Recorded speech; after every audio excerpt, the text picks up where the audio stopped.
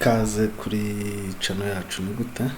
Uyu munsi nahisemo kubereka ama application ushobora kwifashisha mu gihe ushaka gushyira video yawe kuri coding screen yawe. Hari nk'icyo ushaka kwereka abantu, nkuko ngiye kubereka izo application muri kureba imashini yanjye uburyo mbikora naho mushobora kuzikura.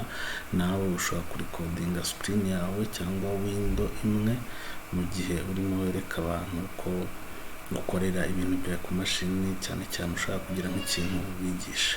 Umunsi rero nahise kuberekamo application ebyiri. Channel yacu yitwa ni gute. Yego, umunsi rero application ebyiri nahisemo kubereka ni imwe yitwa Cam Studio. Ni application zifite option ya free, ibifite limited, bifite ibintu bikeya ugereranyije n'ibyo ubasha gukora kuko iba ari free.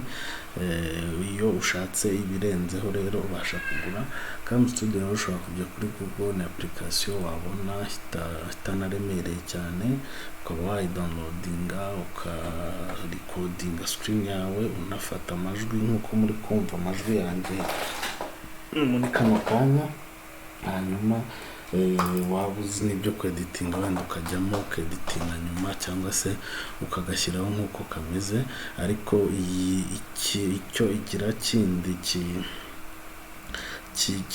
kirimita abantu iyo ufashe free nuko igira iminota mikeya iyo ari free.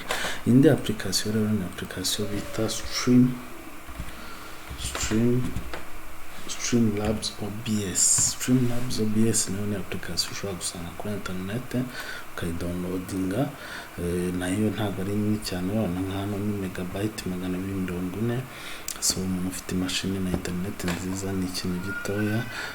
Ikiza cy'iyi rero yo ifata iminota myinshi, kandi ikindi ifite na option nyinshi cyane zo gufata ibyo iri powerful cyane kurusha Cam Studio nkurikije ibyo nge nkora. Gusa wenda hari abasanga Cam Studio n'ibere nziza, ariko iyo ushobora no kuba specific, kuvuga neza icyo ushaka kuri codinga, niba ari game, niba ari screen yawe gusa, niba ari aka window gatoya, ku buryo nayo imenya ngo uri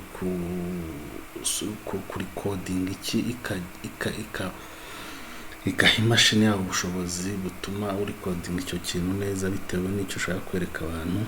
Ni na application zose ushobora gufata free cyangwa se ukishyura. Gusa na application zidahenze, usanga ushobora kwishyura $8 5 ku kwezi, ku buryo ufashe nk'umwaka wose wasanga wishyura $2 4 ku kwezi bitewe n'ibyo wifuza.